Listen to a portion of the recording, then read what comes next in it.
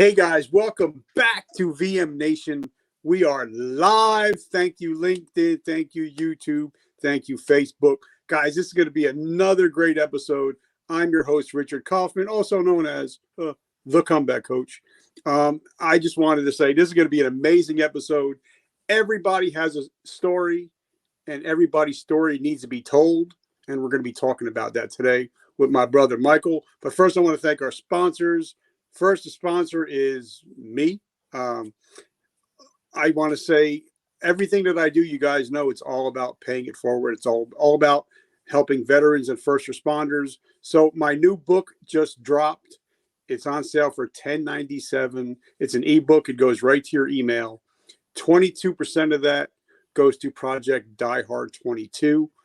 And also it includes a bunch of features where you can actually get swag like this, and other things. You can, and also join my mailing list to where you every week you'll get somebody like Mr. Michael come right into your email box, and you'll be able to get information from today's top thought leaders and game changers. So definitely thank you.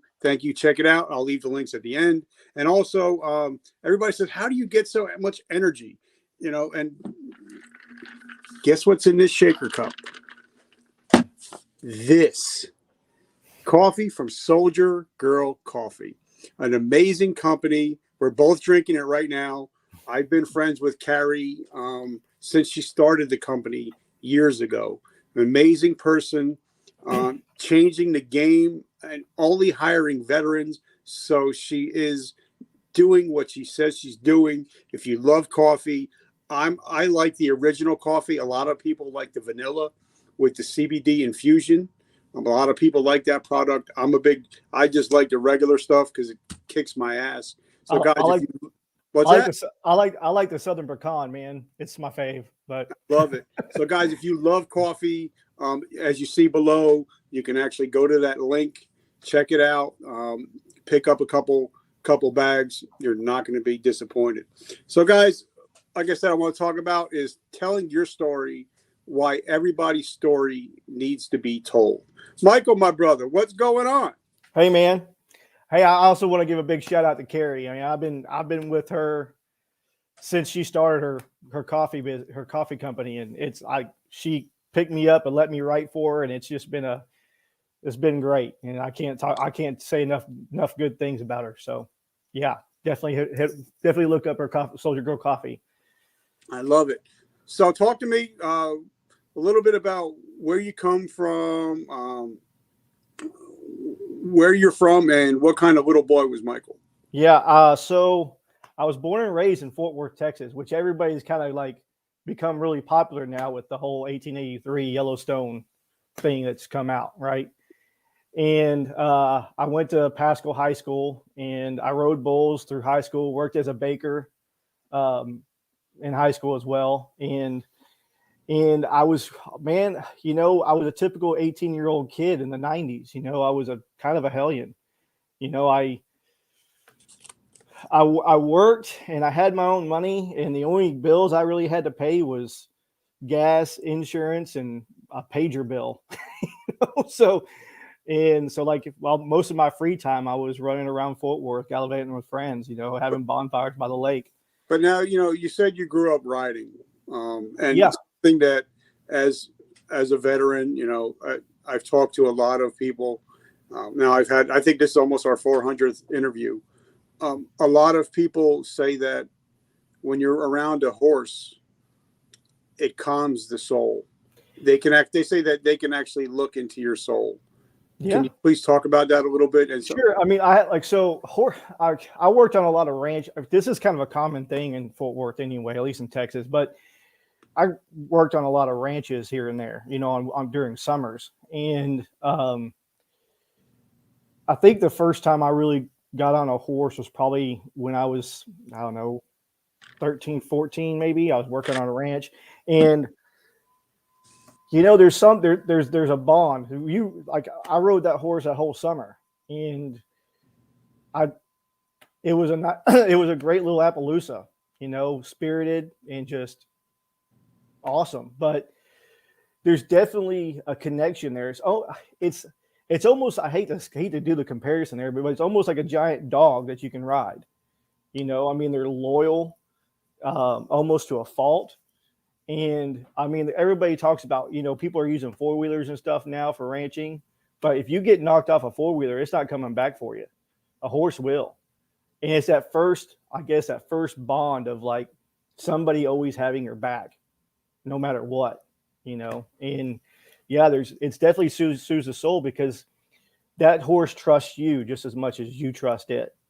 And it's a relationship that's really hard to explain until you experience it. I mean, you kind of get the feeling when you join the military because everybody's lives is in each other's hands, right?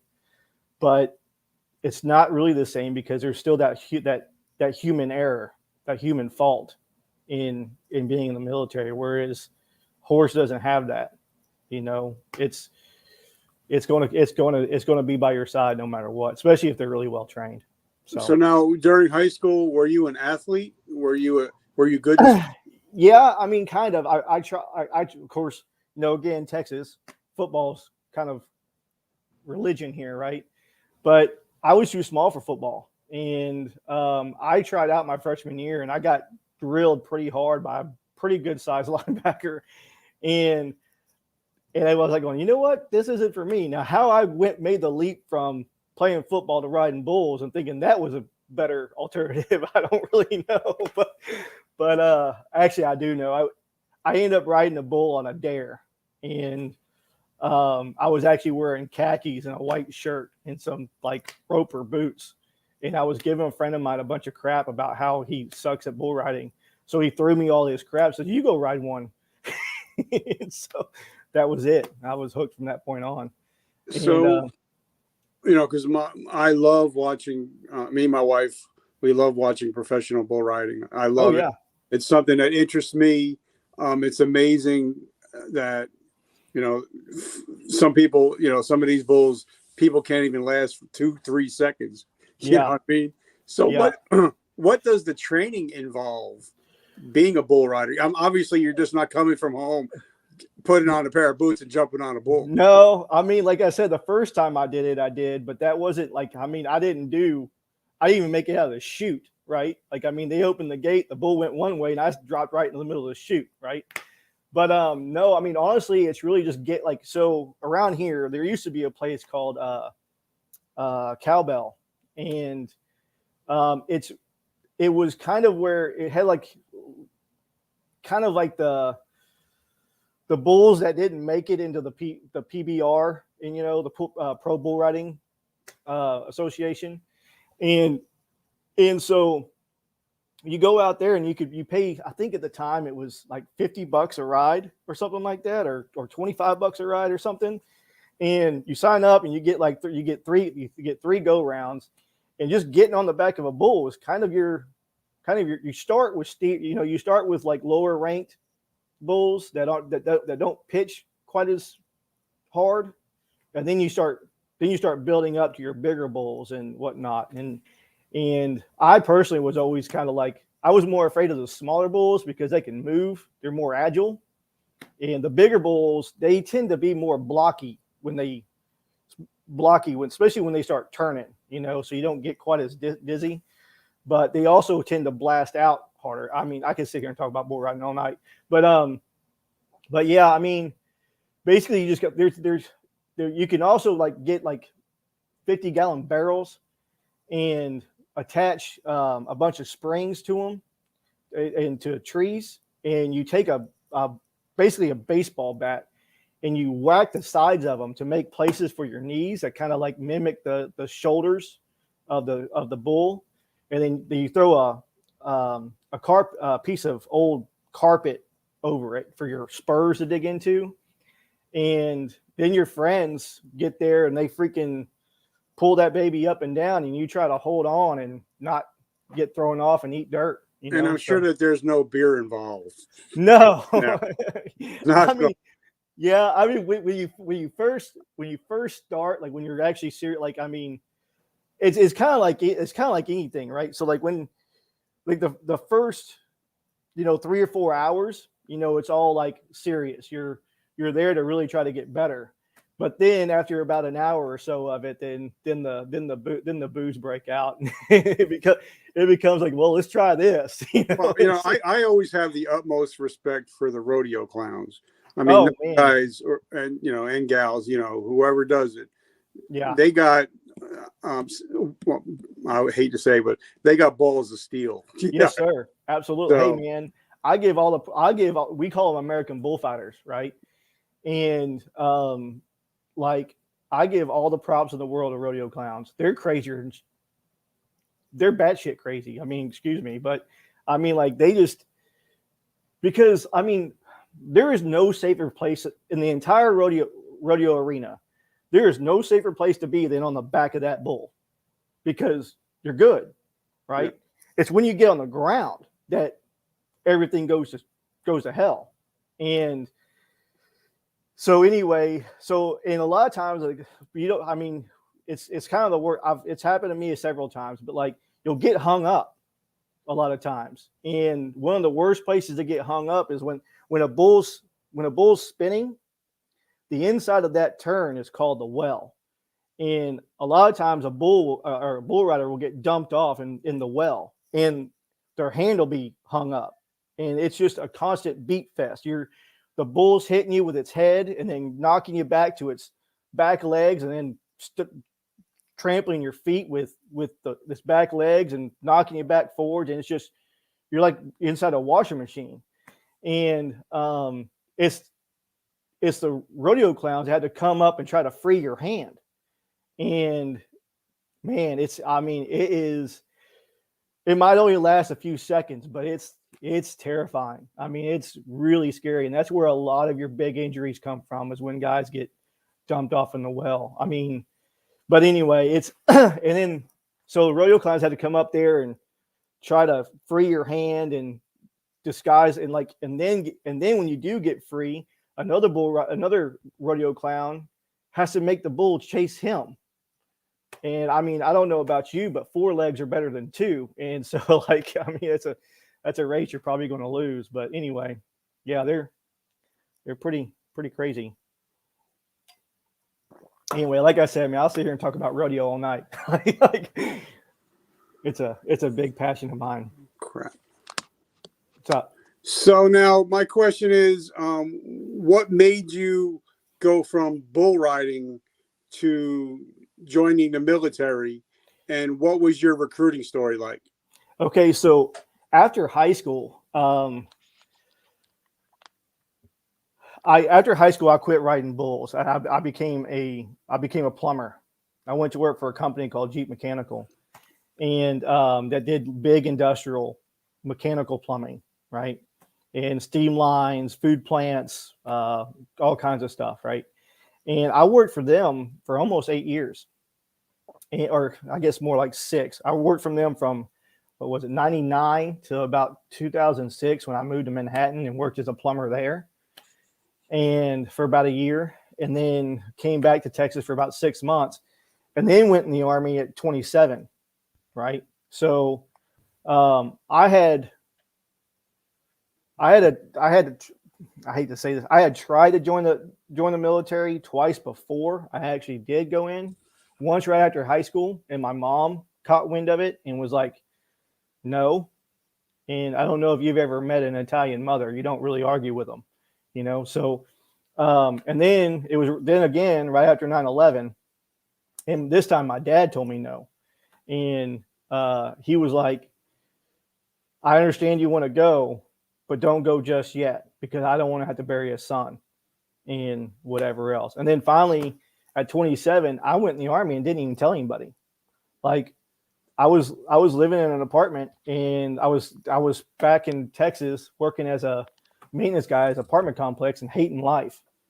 And because I had gone from doing great big boiler rooms and, food plants in Manhattan, where Manhattan, I did a boiler room for Columbia University.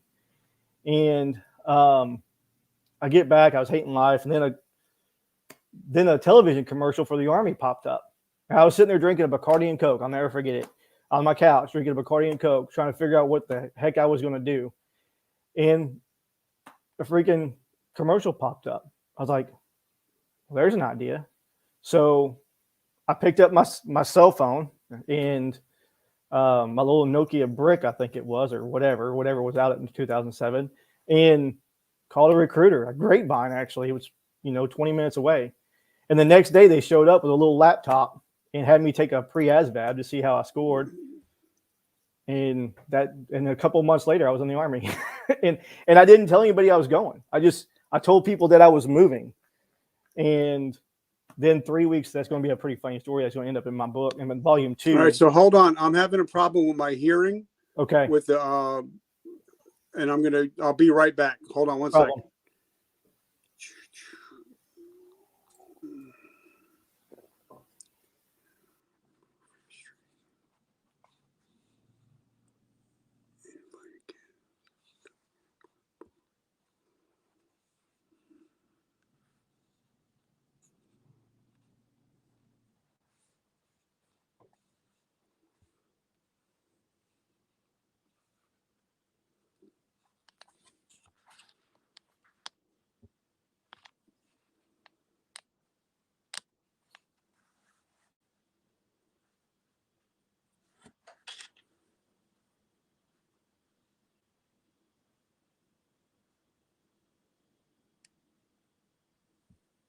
Hey guys, so I'm just having some problems with my audio, so I want to apologize. I don't know if you guys do know that my dad is in hospice, and right now we're just trying to get flights booked and all that. So I've been getting a lot of notifications on my phone, and sometimes the notifications will kick me off. So we're gonna try to get him back on. Like I said, guys, I just want to say thank you. Like Soldier Girl Coffee is keeping me going, has been keeping me going for the last couple months. Every day I wake up is when I actually have a cup. I put it in my, I'm not a big hot coffee drinker, but I love my iced coffee. So I definitely.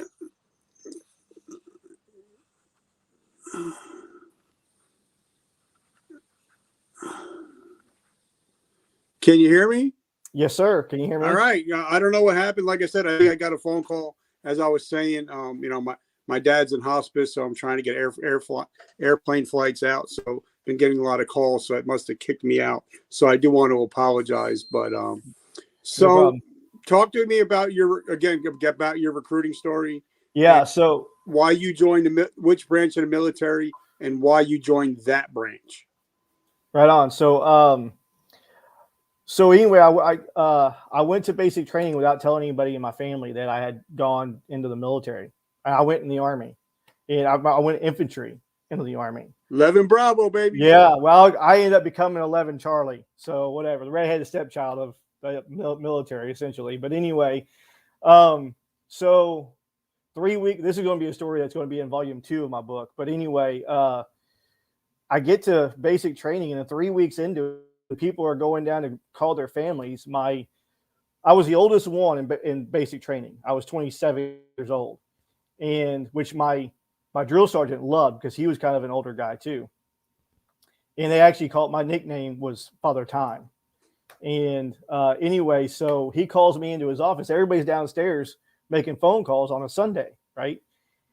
Well, he calls me into the office, and I'm standing there parade rest, whatever else. He goes, "Are you an orphan?" And I'm like, "Negative, drill sergeant." And he's like, "Then why aren't you down calling anybody?" I'm like, "Because nobody knows I'm here." He's like, "What?"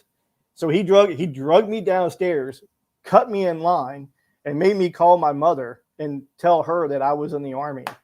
And that's when everybody found out that I had gone off and joined the infantry.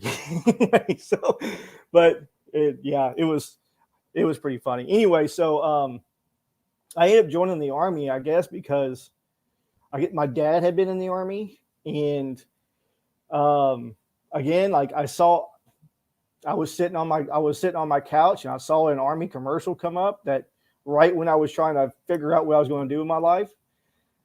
And so it just everything just kind of fell together. Like God was saying, "Hey man, it's time for you to go." And so I did. And sometimes like I didn't know that was going to be as big of a life-changing event as it became, but it definitely was, and I mean, I made some great friends. I had some great times. I mean, 1% of the time in the Army sucked, I mean, even 1% of the deployment sucked. I don't Deployments, know, I but I guess. would think that just 1% of being at Fort Drum in the middle of the winter would Yeah. would really suck. Yeah, that was a big wake-up call, especially for me, because I'm from Texas, and and this is a pretty funny story too. Like, out of the 50 some odd guys that were in my unit, my platoon in basic training, right? Um, I was the only one. Everybody went to either Bliss, Sill, or Hood. I was the only one that went to Drum. The only person that went to Drum. And I get to Drum in May of 2008. And there was still snow under the trees. And I was freaking out. I called my mom going, this sucks. And unlike other posts, Drum doesn't take you to a replacement, right? You get pulled, I guess, brought in by your unit. So they dropped me off at 431. And right in front of the battalion is this great big polar bear for a mascot. And my mom was on the phone. And I started cussing, which I never do in front of my mom. And she starts freaking out. And I'm freaking out because there's still snow under the trees in May when, it's 100 degrees in Texas in May. And yeah, it was, but I got over that real quick when cold weather training came around. So Now, did you deploy at all? yeah, I went to Iraq with 10th Mountain, and then I re-enlisted while in Iraq, and then I ended up going to Afghanistan with 101st when I got there. No, we're not going to tell any war stories or anything. No, that's not what I do. I'm not. Yeah, anybody wants to hear that, you go to Jocko. Right. Yeah. I'm just here to.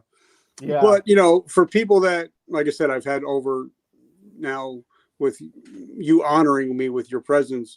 I've had over almost 400 guests.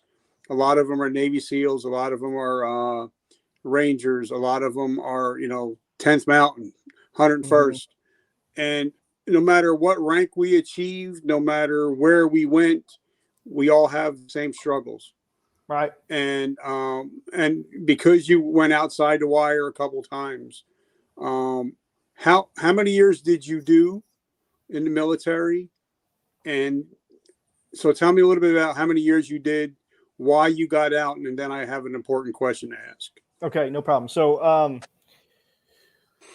I did 6.5 years as active duty, and then I went National Guard to finish up my 8, because the fine print at the bottom of the contract says the military owns your butt for 8 years anyway. So I wanted to burn that up in case whatever. If I was going to be out, I wanted to be done. And I had 2 options in front of me. Either I re-enlisted for indefinite, or I got out. And man, but the writing was on the wall that Hillary Clinton was going to be the next president. And I didn't want anything to do with that. So I just said, no, I think I'll be done.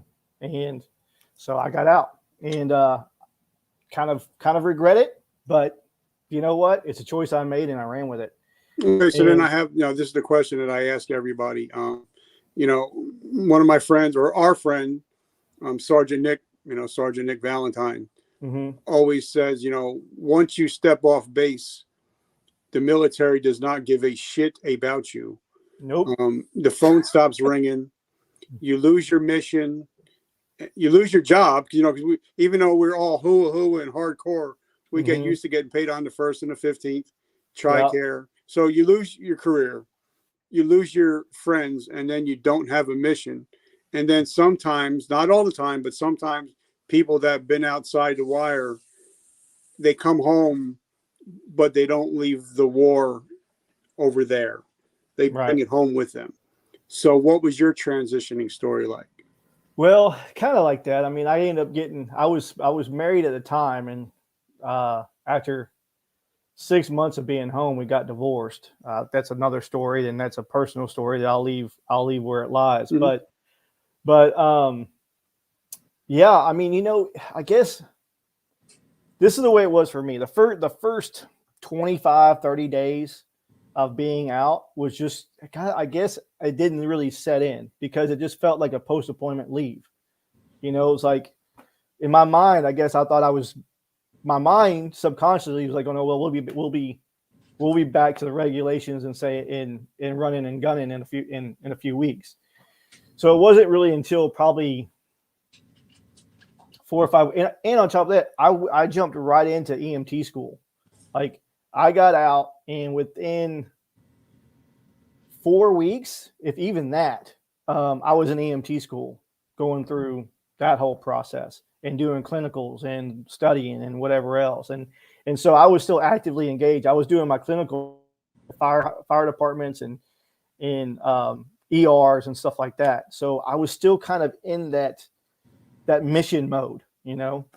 But then there was a pretty tragic event where I was with a fire department, working with a fire department, and we got called to a wreck, and they pulled an infant out of the back seat that wasn't living, and that was it for me. I was like, you know what, I can handle adults meeting their end, but kids, I didn't have it. So I sat there and finished the class, but didn't go get my registration because I knew I didn't want to be an EMT anymore.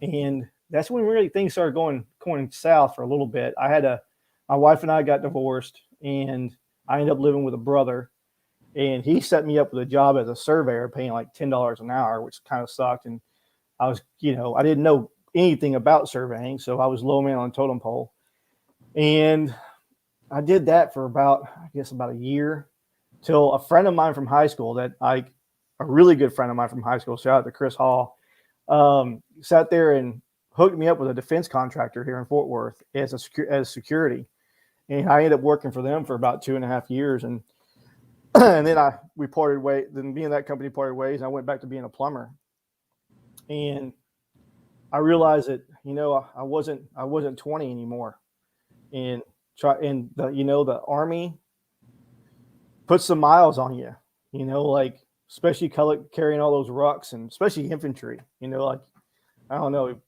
you do a lot of stuff that's not so great. I mean, it's great, it's okay when you're young, but as you get older, you pay for it. And so anyway, but yeah, it's very easy to understand how people get down into a tunnel, where it's like quicksand, like once you start to sink, the more you try to fight it, the faster you sink.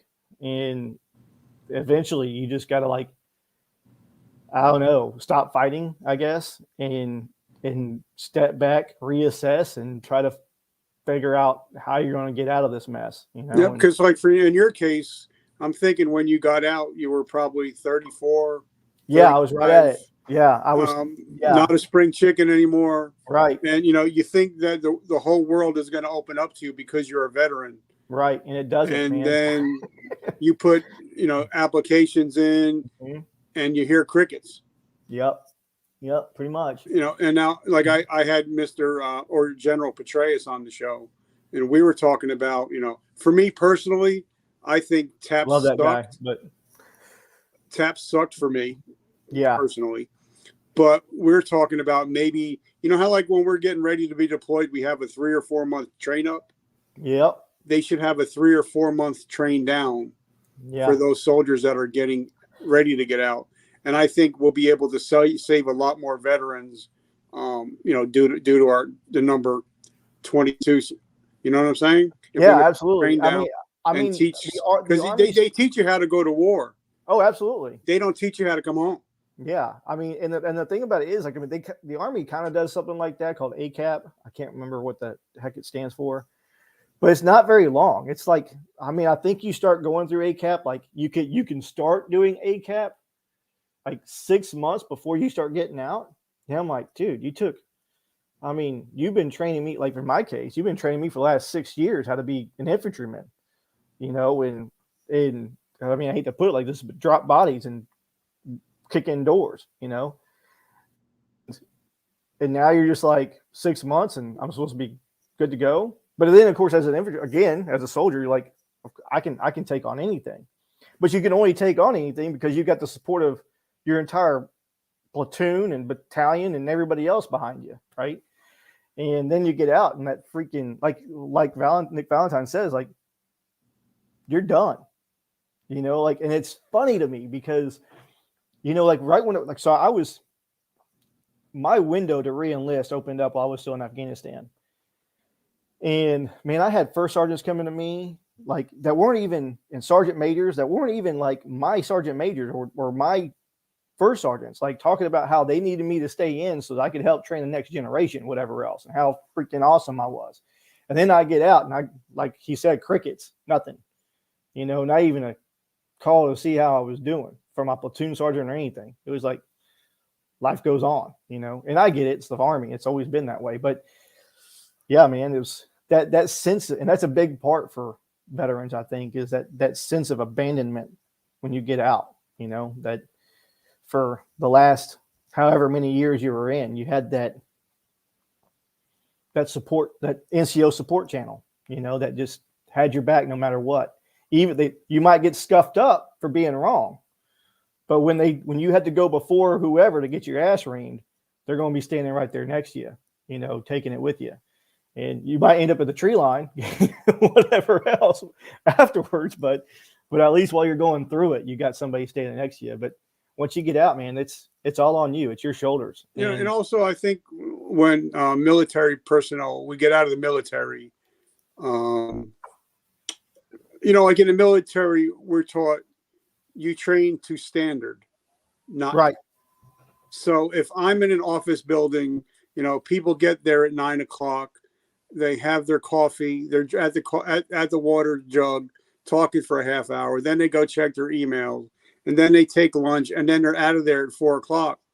And the work is not halfway done. And if you're a military personnel or even a first responder, you're like, we still got shit to do.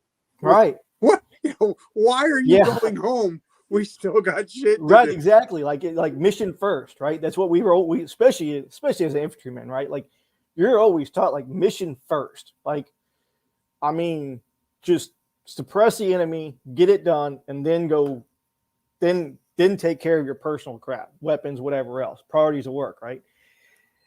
I mean, like that was a really big deal for me too. Like, I mean, when I started working as a surveyor, but also when I went to work for that defense contract as security, I mean, I took that crap serious, and nobody else did. and I was like, man, like, and like, I guess there's a pretty funny story also that happened. Like, I get there in less than a month after I hired on to this defense contractor, the security department decided it wanted to do training, like what's that called? Anyway, basically clearing rooms and stuff, right? Active shooter training. And we're like, you know, you go in, whatever. Well, I've only been out of the Army. Hell, I've only been back from my last deployment from Afghanistan, not even a year and a half. And so the whole clearing room stuff was still very fresh in me. Yeah.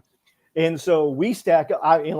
So I'm the first one going through this. Like, we had airsoft pistols, and I'm the first one, like, going through one man through the door because I've got the most experience with a 4-man stack, explaining to them like how they're supposed to move, right? Fully understanding that they're not going to get it the first try. So I had to pick up all the corners. And man, like, the chief, who wasn't supposed to be involved at all, the security chief, who wasn't supposed to be involved at all, we're coming up on door 1, and we're less than a foot away from it. He goes blasting through the door, and with the description of who we're supposed to be after, and I'll light him up, and then shove my shoulder into him, get him out of the way of the door so we can continue on. Well, I got him in the arm. He bled, and he cried about it. And from that point on, he was gunning for me to drop me. And because I bruised his ego. And anyway, like that's us. That right there describes every nearly every veteran that comes out of the military and goes into whatever field. We're going to charge it 100%. And if you get in our way, you get in the way of us completing our mission, then you're going to become collateral damage. And we're going to push through you. And a lot of people in the corporate world don't like that because you threaten their positions, right? And so, I mean, now even like when I was in the military, they offered me, kept on, hey, you want to go to school? And I'm like, sure. So I started out as a 19 kilo, but then they're like, you want to go to 11B school? And I'm like, sure. Then they're like, you want to go to 19 Delta school? I'm like, sure.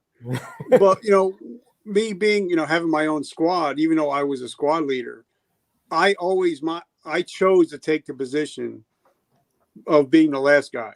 I was the guy that I literally had everybody six. right. And that's something I still do today. I believe in having everybody six. So when I say I got your six, I literally mean I have your six. And and even with my family, even I've been out, I think 12 years now. I'm always letting them walk ahead of me. I'm still behind. I'm still searching. So I think for me, like when I became an NCO, I took it very seriously. I lived the NCO creed. I always put my guys, ahead of me always, and I still do. So now, why did you leave the defense contractor, and what did you do after that? Well, I ended up getting sideways with a lot of the higher ups in security, and it was just time for us to part ways, really. And so, and like, I mean, I don't want to get too much into it because I don't want to throw anybody under the bus necessarily, but, but the thing is, I mean, like, and on top of that, like, for people who didn't do anything all day in the security world, they sure did complain a lot about it. And it just drove me insane. Like, our job was literally to sit in a truck and drive around, or sit at a post and check IDs, and people would sit there and complain about it. And I'm like, dude, like, this is literally the easiest job on the planet. And the only thing you have to do is show up in the right uniform at the right time, and you get paid well, like whatever. And it just hearing them, it just drove me insane. And I was like, then I went to work. I went back to the plumbing field where people bust their butt and no one complained about it. like they're sitting there working their butts off, and like, either sweating their butts off or cold or getting rained on, and they're just laughing and making jokes about it. It's almost like, kind of like when we did out on the field. And so it's just I just realized that I'm better suited for a certain type of camaraderie, I guess. And so, and I've always been that way. I was that way before the military. Like when I graduated high school and I went to Jeep Mechanical, like, and that's what this book really, volume 1 of this book is actually. Now, what's the name of the book? Life's Memorable Moments. And so basically it's from high school up until I moved to Manhattan, or just before, to 2004, just before I moved to Manhattan to plumb there. And before I go into the Army in 2000, late 2007, early 2008. And it's basically, back then the construction world was very guys tougher than axe handles, and it was still like, especially being a 19-year-old kid when I went to work there, like, who with a chip on his shoulder and an attitude to boot, like basically a young punk, man, they needled me like no other. And I got to say, I'm from Jersey, and I live 10 minutes away from Manhattan. I hung out in the city a lot. I know a lot of those in those fields, there are a lot of people that are connected. Right. And if you're a young kid with a smart mouth, I'm sure you took a lot of gruff from those Oh, people. yeah, yeah. I mean, like as a 19-year-old man, like, and basically the entire book is a bunch of funny stories of either pranks being played on me, or basically me learning how to be a man and building character and whatever else, which are all things that set me up and made me more prepared to go into basic training, right, and to handle the stressors that they place on you, right. And because it was just one constant, like, let's pick on Mikey fest, right. And the stories are great. And, like, I mean, for instance, one of the stories is that, like, Friday Night Smurf, right. And basically there's one of my coworkers played a prank on me that basically turned me into a Smurf right before a date. And it was, I mean, looking back on it now, it's funny as hell. But boy, at the time, it sucked. I was mad. I was so, but there wasn't anything I could do because the guy who did it was a 68, 70-year-old man. So, I'm screwed either way. Either I kick an old man's ass or I get my ass kicked by an old man. So, Now, but from what, like I said, where I'm from, especially in the trades, unions are big here. yeah, not here. Not yeah. So I'm sure that must have been totally different Oh, when you go into a building and they have one guy specifically just for this job, somebody else for this job, and oh you're like, yeah. there's 8 different people getting Yep. union scale for a job that 2 people could do normally. You know what I mean? Yeah, absolutely, man. Like like, for instance, like, so when I got to Manhattan in 2006, I think it was November 2006, and I hired on to this plumbing company that I'll leave out of it. Mm-hmm. Um and the like, they looked at my resume, and they called my old company, Jeep Mechanical, and talked to the guys, and, like, immediately going, hey, we're kind of throwing you to the wolves. And they put me on this boiler room, right. And it was over on I think it was on 175th, and, like, right on the Hudson. Like, I walked outside to smoke a cigarette, and I was looking across the Hudson at Jersey, right. And that was a big culture shock coming from Texas, and looking into another state, like, from across like, that doesn't happen in Texas because, well, it's big. So, like, anyway, but so and man, like, I mean, and just the way that it all worked there was just like going, it was all union. And I was like going, I have no idea, like, what's going on here. No one, like, I mean, I got stuck with like 2 helpers that I didn't need, but it was also that they could charge more. I didn't get it, but it was what it was. And I adapted. I spent a year there, and And in New York and New Jersey, you hear the F word and you get the finger yeah, more than any absolutely. other place in the Yep. world. Yep. I came back to Texas. Well, I got slapped by my mother a lot for my language.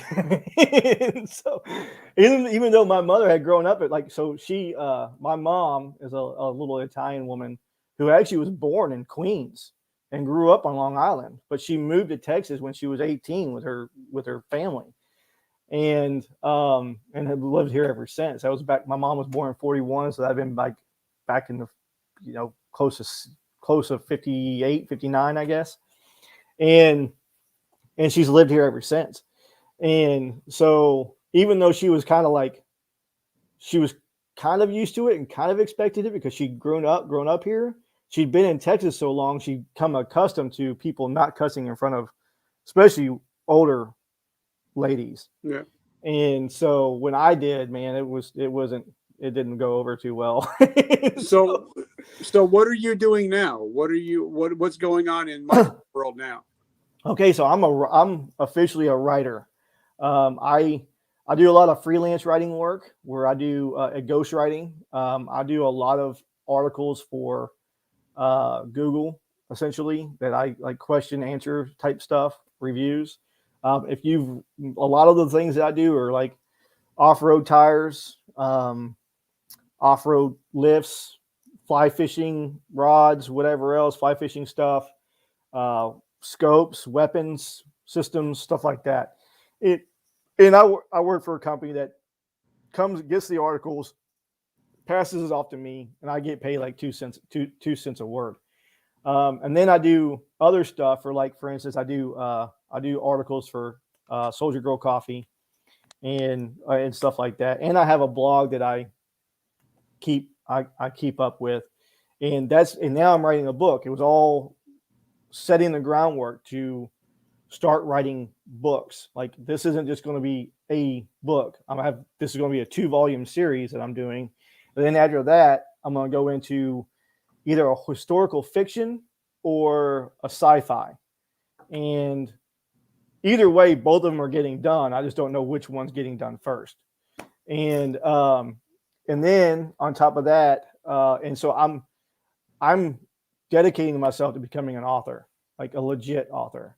And it's something that I've really wanted to do since high school. I've always wanted to be a writer, and I didn't know it, and I didn't, and it wasn't something that I thought I could pursue. I mean, I went to college after the military. I took writing and whatever else, and whatnot. And even my professors told me, like, hey, you need to be, I don't know what your major is, but you need to be an English major and write books because you really got a knack for it. And I brain dumped it. I didn't really take it seriously. And then one day I wrote a review for a restaurant here in Fort Worth. And it did so well at boosting their business that they tossed me a couple free meals and like $20. And I was like, hey, maybe I can make this into a thing. And then so I got online and started looking into freelance writing and whatever else, and started putting in applications for different ghostwriting jobs. Finally got picked up and been doing it ever since. I mean, it's been I don't know, maybe a year and a half now. And it's, like, I've really got my publisher, who is Tactical 16, really got pretty big high hopes for thinks the books are going to do really well, just because they're so fun and light. It's the stories are written so that you could like read. They're short, I think the longest one's like, I don't know, 8,000 words or so, and they're short, and they can be written like you can read a chapter and put it down, right? Like, I mean, they're individual stories, and they all are designed to make you laugh, right? Like, they're funny stories that, I mean, I've told 100 times over campfires that people have damn near spit their drink out as I'm telling the story. And finally I decided to turn them into books, and turn the stories into books. And because I think the world needs to remember that it's okay to laugh, and especially it's okay to laugh at yourself, which is the point of, because all these stories are things that are true stories that have happened to me, and where I learned that, like, if you're going to make it in life, and you better learn how to laugh at yourself, otherwise life's going to suck. Yeah, And, definitely. I mean, and like, it might suck. Like, almost every event that sucks while it's happening, later on, with a little bit of perspective, you'll laugh about it. And I mean, it's like, and honestly, like, even if people like, I recommend everybody writing, even if you don't publish a book, because it's pretty therapeutic. I mean, You get to, like, even me writing these stories, like writing the stories out, like, I'm cracking up as I'm writing them because I'm remembering the stories as they happened. But I'm looking at it, 15, 20 years removed, and they're just hilarious because I'm looking at them as if they were happening to someone else. And now, like, I wrote my first book. It hit #1 twice in substance abuse. But when I wrote it, it was very cathartic. but also it ripped open a lot of wounds and a lot of healing had to be done. Right. Now I have another book coming out. We're working on it, but I'm co-authoring it with a young lady named CJ Ives Lopez, Yeah. and it's called Too Dumb to Quit, and it's Yeah. about resilience. So some people think, well, I don't know how to write a book. Well, there are people that actually can help you write. You can tell them, talk to them, have a set up an interview, talk to them a bunch of times, and then they'll write the book for you. Right. Absolutely. As a matter of fact, I'm kind of doing that exact same thing with a friend of mine from 10th Mountain, actually, he was a fister assigned to our unit. And he hit me up when he saw they had a book coming out, and I'm helping him write a fiction, futuristic fiction, because he's got a great story, but he doesn't know how to write. Yeah. And so basically what's happening is that, he's telling me the story, he's giving me the characters and like setting up the storyline and the plot, and I'm filling it in writing it for him. And like, so yeah, I mean, even if you've got a story idea, find a writer. Like, I mean, because I can work on this while I'm working on my other book. And, like while he's coming up with storyline, whatever else, and figuring out where the next step is, he wants the book to go, I can be working on other book. And next thing you know, I've got a collaboration piece I got coming out and another piece coming out in the same year. And that's just, yeah. Now, on this show, I've had a lot of authors. John McCaskill wrote a book called Embrace the Suck. Yeah. I've had Rich Davini on, The Attributes. I've had, a lot of people come on. I've had Steve Sims wrote his book, Blue Fishing.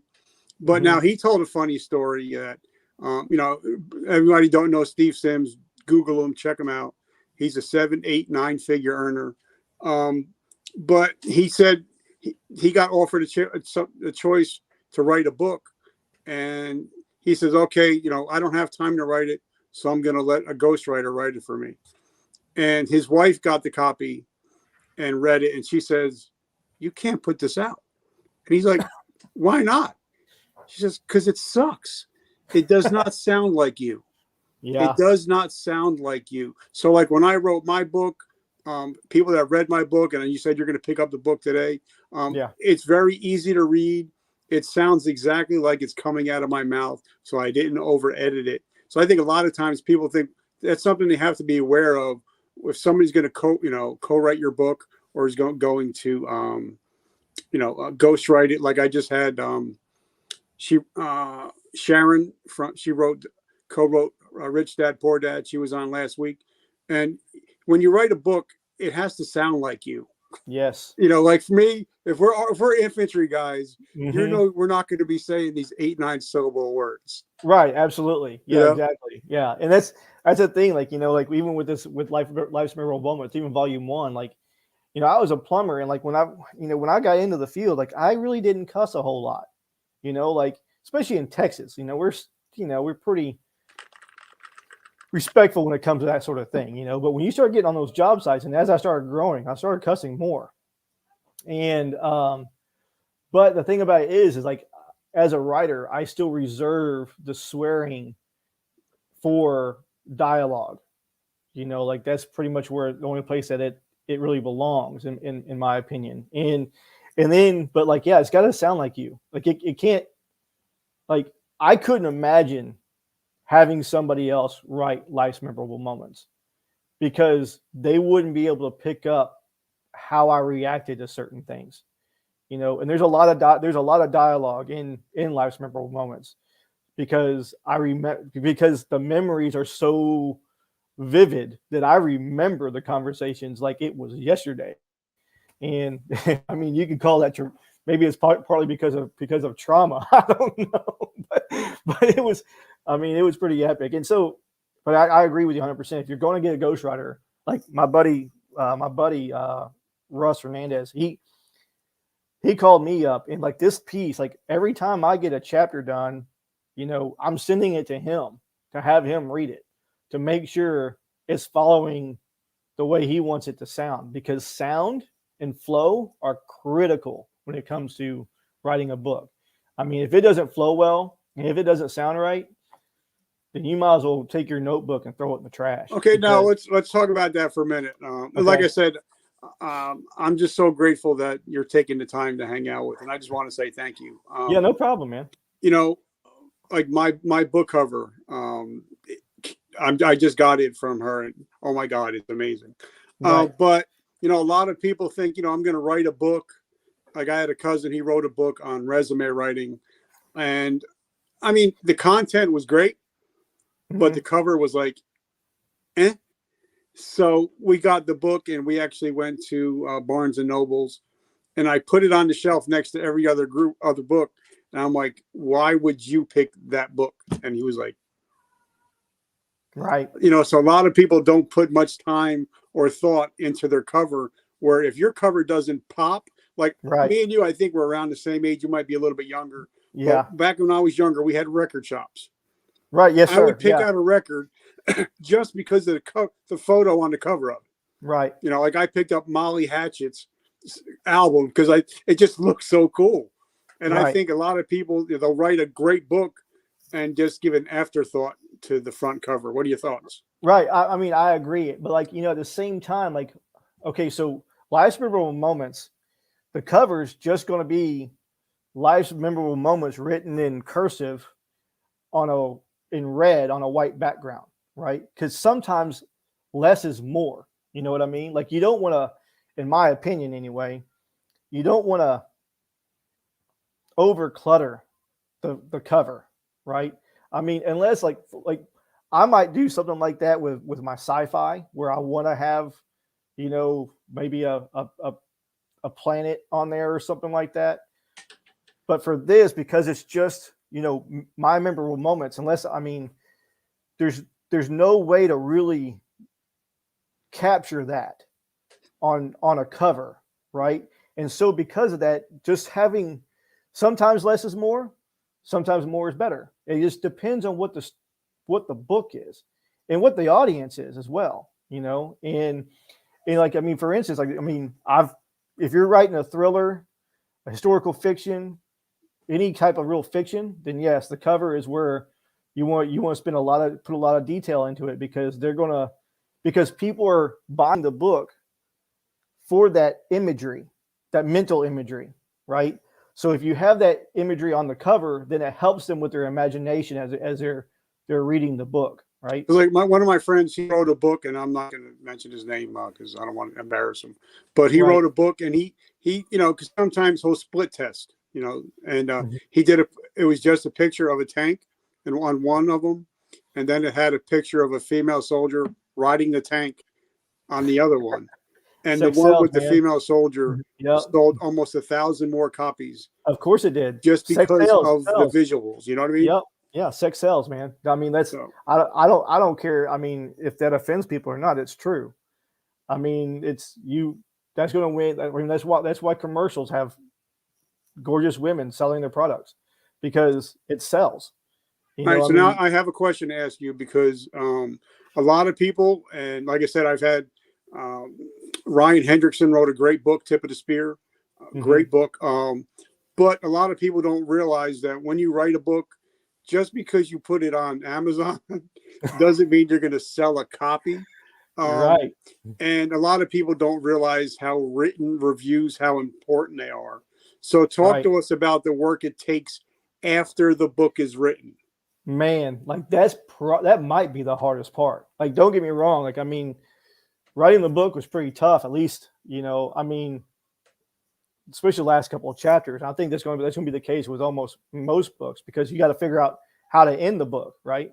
So that's going to be pretty tough. But after it's done, like my book right now is in for editing, and I'm just waiting for the edits to come back so I can polish it up and get it out.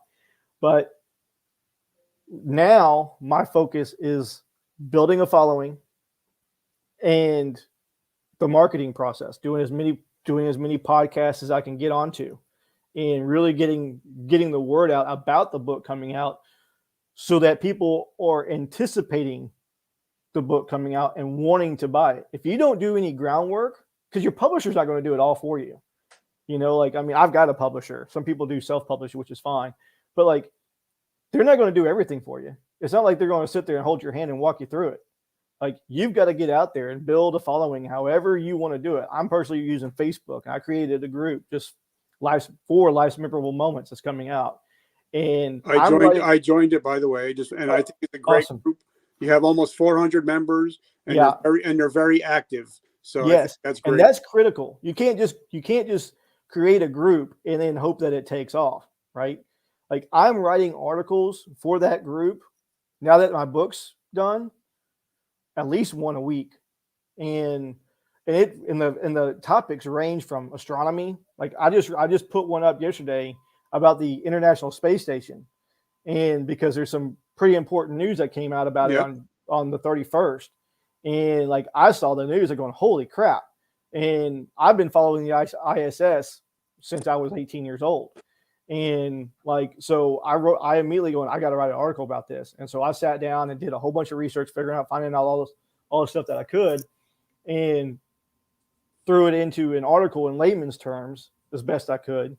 And so for people to read that care about that sort of thing. But I also throw up coffee reviews, and I do like short stories of like right now I'm doing short stories of stories that didn't make it into the book but are still pretty funny, and but they're either too short to have made it in the book, or they would have taken too much explaining to describe certain aspects, right? And so, but you've got to stay engaged with the group, with an audience, and engage other people to build that following. And the more you talk to people, the more people get to know you, the more likely they are. Like, if somebody leaves a comment, respond to that comment. You know, if somebody leaves a review, respond to that review. And because the more they get to know you, the more prone they are to share your book and share your group and invite people to your group and say, like, this guy's an awesome writer. You know, like, you got to read his stuff, and more people are going to read your stuff. And then the more people that read your stuff and like it, when your book comes out, they're like, I got to see what these stories are about, because this guy's hilarious. I mean, he's hilarious to talk to. I can only imagine what his stories are like, right? Or whatever. And you've got another thing is, like, I really want to tell people is, like, you can't expect your first book to make you a millionaire, right? I mean, like, my hopes for this book is to break even on what I've spent on publishing and whatever else, and to set up and to make enough to cover the next book. That's it. I'm not really looking to make any money after taxes and everything. I don't expect to make a dime on it. Not on this one, but the next book and the one after that, as my following grows, that's how you start becoming an author that does well. Well, you know, a lot of people, you know, ask me, you know, well, why did you write a book? And, you know, for me, it was to be able to tell my story, help others, but it's also to leave a legacy for my, you know. But, you know, like somebody once told me, he said, the word author is a shortened version of authority.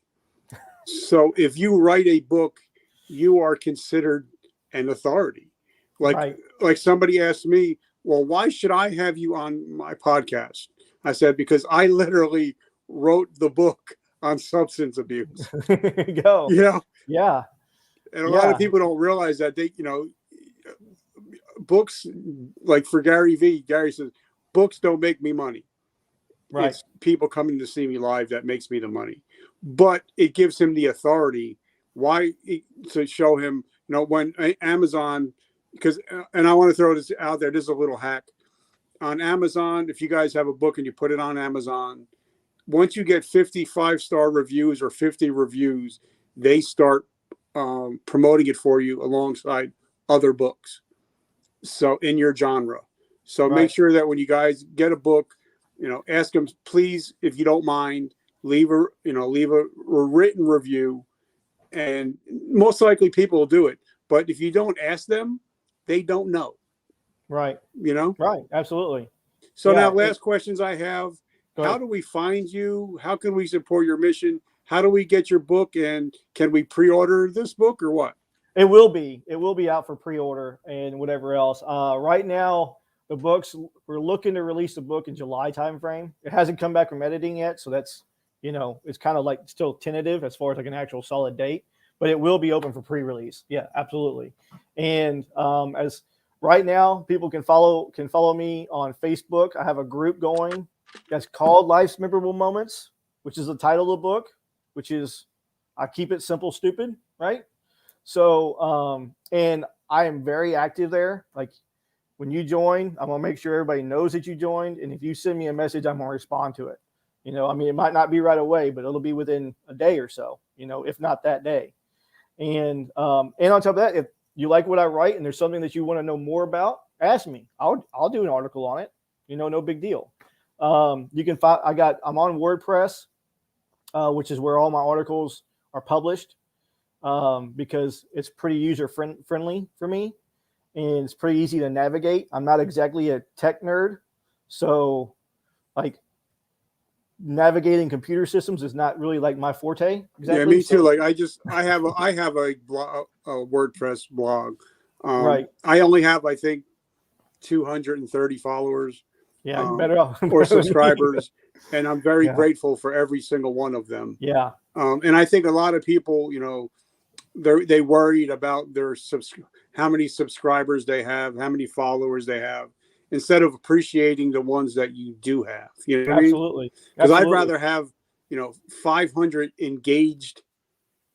I call them friends. I'd rather have 500 friends that are engaged than 5 million followers, and I get one comment. Right. Exactly. You know what I mean?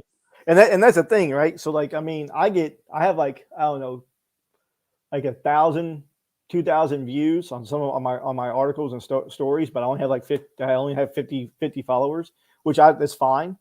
Because a lot of those views, because everything that I write that goes on WordPress gets shared to Facebook, right? To my Facebook group. That way I'm hitting both sites, and it's going to Twitter as well. And you can follow me on Twitter, Michael McGarrey, and all my stories get posted there now too, in Facebook, the group, and whatever, and everything else. And and you can also email me at michael.mcgarrey@outlook.com. And you send me an email, and if you want if there's an article, if there's something you want to know more about, but you don't want to do the research yourself on it, shoot me an email or hit me up on Facebook, and I'll put it in the list of articles that I do, and I'll write an article up on it and give you all the information that I can dig up on it. Okay, now last question I have, and this is going to be a two-part question. Go for it. We live in a crazy world. We're still living in a COVID world. I interviewed one of the Iron Chefs yesterday, and he was saying that in the last 2 years, we've lost over 100,000 restaurants in the United States. Yeah. So we have a lot of parents that are driving for Uber, DoorDash, just trying to put food on the table. So if I ask the average American to do something in 7 days, they're pretty much not going to get to it. Right. But if somebody's listening to our episode right now, and we ask them to take an actionable step in the next 24 hours, they're more likely to do it. Right. So if somebody, and this is going to be like a two-part question. One, if somebody is struggling with the idea of writing a book, what can they do in the next 24 hours to get some clarity? And number two, the most important thing for me anyway, if somebody is struggling with their mental health, what is something they can do in the next 24 hours to get some help so they don't eat their gun and become a statistic? Wow. So to write a book, honestly, I think for me, it was picking up a pen and paper and start writing. Don't put it off. Like, don't sit there and say, oh, no one wants to read it. Who cares? You'll read it. So start writing it. And you can go through it like me, like here, I think I've got Last Memorable Moments, Volume 1. I hand jam all my stuff, and I'll do 2 or 3 drafts before I ever start typing it, because there's something lethargic about sitting there with a pen and paper, and you basically, the ink is your blood pouring out onto that page, and just start writing. Don't sit there and think about it and put it off. Get up, go sit down, and start writing. And if you want, if you want and you like it, this is what I did. I started putting. I made a blog. I started putting my stories on WordPress to see what kind of traction it got as like a beta test, and went for it. You can't be scared. You can't get intimidated. You've got to kind of like, there's anxiety. There's a lot of anxiety, but if you don't start trying, you're never going to, it's always going to be that what if, right?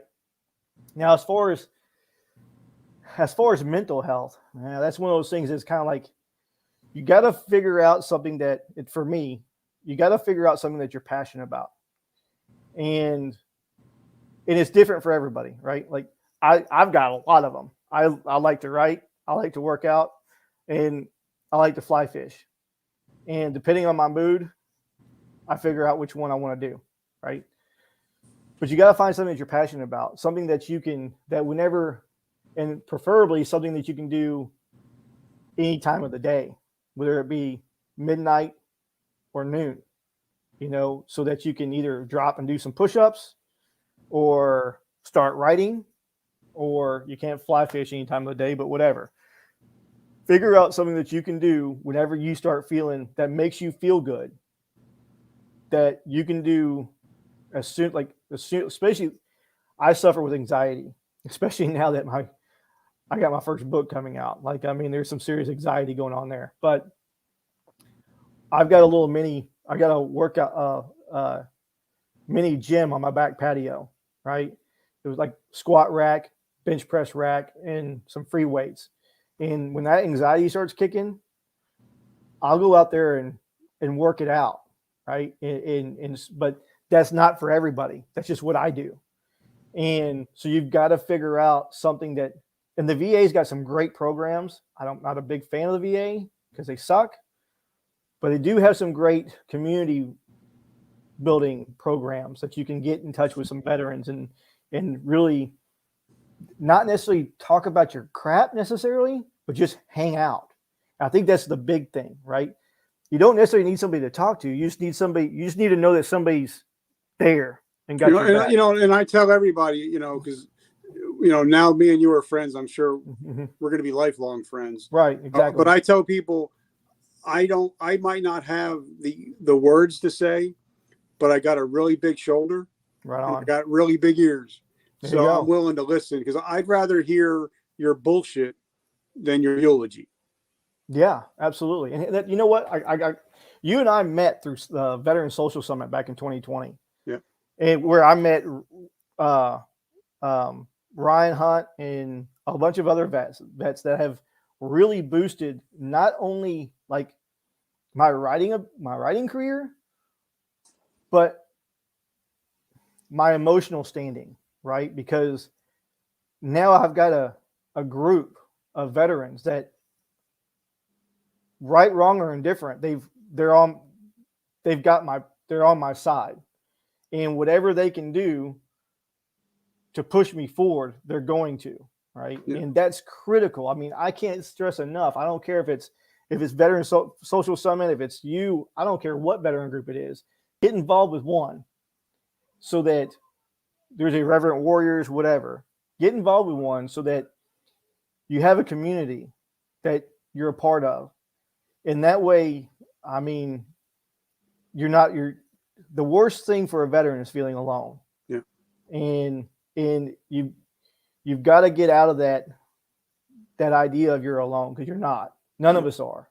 Yeah. Now, Ryan and I, we put together a mental health summit last April called Today I Decide.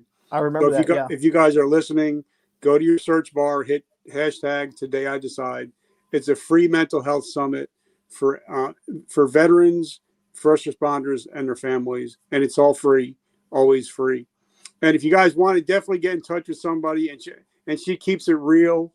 She'll tell you she's having a great day. She'll tell you, like yesterday, she was struggling with her PTSD. Carrie Marie Beavers, of Soldier Girl Coffee. She keeps it real. And so if there's especially if there's any females that are struggling with anything, she's a great resource to reach out and talk to. And I'm so grateful that she's sponsoring the show. Like I said, guys, my book just dropped with a bunch of bonuses, and 22% of it proceeds go to help veterans struggling with homelessness and post-traumatic stress. I'm going to send you the link. I know you said you might check it out. So, guys, I just want to say, if you guys want to write a book, he sent me an early copy of some of his writings, and I literally almost pissed my pants. That's how it was fun. Because I'm a big comedy guy, and for me, if I read anything, it's like a movie being played in my head. So as I'm reading this, I'm picturing it all, and I literally almost peed myself. So make sure you're going to get this book. It's going to be fun. It's going to be great. Brother, I just want to say thank you. I'm so grateful and humbled, and I'm so thankful that you're now in my inner circle. Awesome, guys. Thank you, sir. I mean, I look forward to talking to you in the future, and we'll get together and maybe do this again. So, yep. All right, guys, remember vertical momentum. The only way to go is but up.